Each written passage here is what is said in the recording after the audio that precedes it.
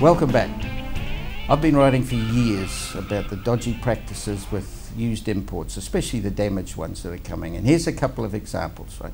There's a Mercedes-Benz registered as a 2013 model. In fact, it's a 2003 model. There's the BMW 3 Series that part of the engine air filtering system is made out of a real estate sign from Gisborne. There's an Audi that was the proud possession of a fellow in Auckland here until he found out that it had been absolutely wrecked on a motorway in France. And Consumer Affairs Minister Craig Foss has moved to plug up some of these loopholes. The Motor Industry Association has welcomed the amendments. The president of the association is Andrew Clearwater. Welcome, Andrew. Good to see you, Alastair.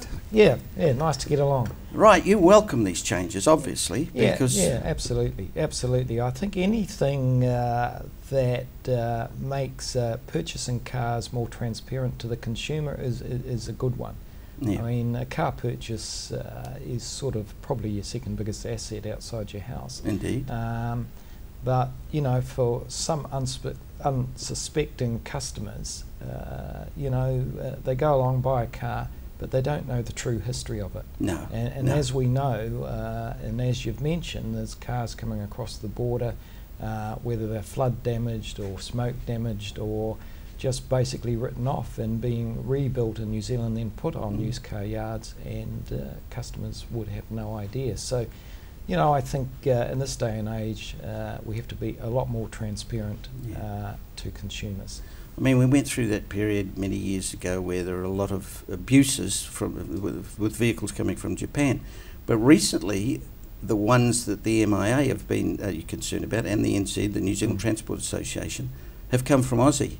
Yeah. And they've been bushfire damage. Now, there are degrees of damage under Australian law, you know, that's category 1, 2 and 3, if you like. 3 means that car can never be driven on Australian roads again. Now, some of those have fallen into that category, have come to New Zealand.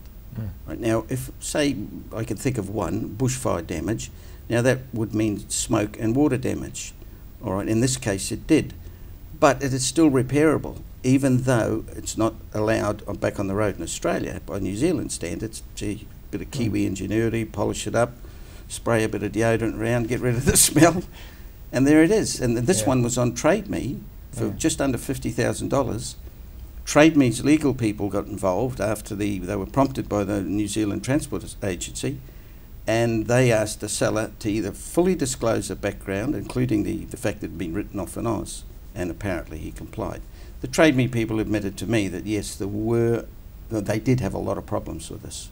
Yeah, and I totally agree, and it's got wider implications in terms of we've got a government that's focusing on safer cars on the road.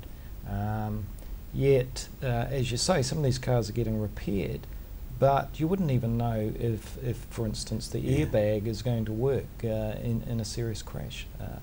And it just seems to be working against what the government is trying to do in terms of is one part of obviously protecting consumers is ensuring what they do drive is as safe as it can possibly be.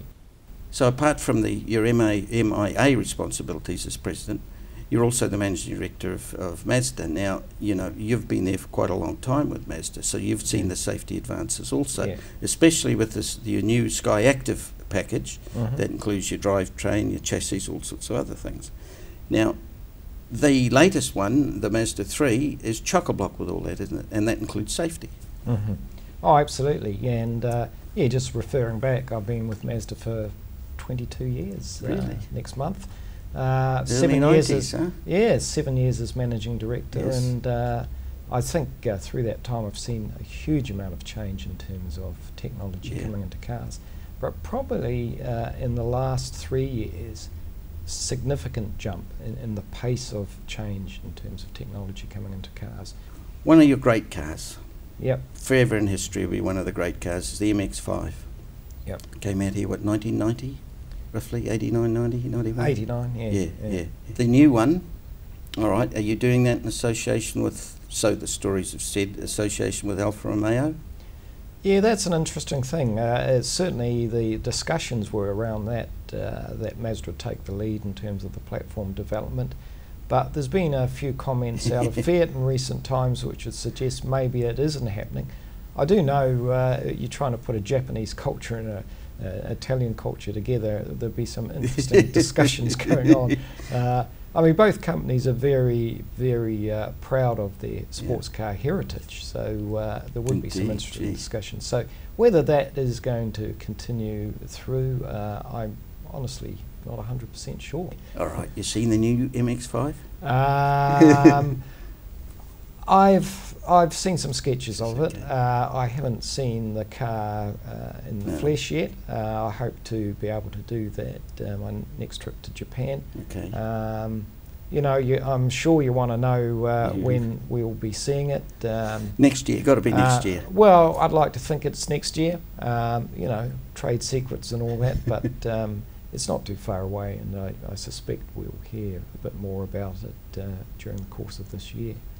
All right, the car club, the MX-5 car club, they get together later in the year. Perhaps we can meet again around that time. Yeah, look, it would be fantastic, and I've got to say that those MX-5 club members are the most enthusiastic bunch of guys you'd ever come across in terms of, you know, belief in the Mazda brand, as they see it through the MX-5. That's going to be good advertising for the new model, isn't it? When did you say it's coming again? Yeah.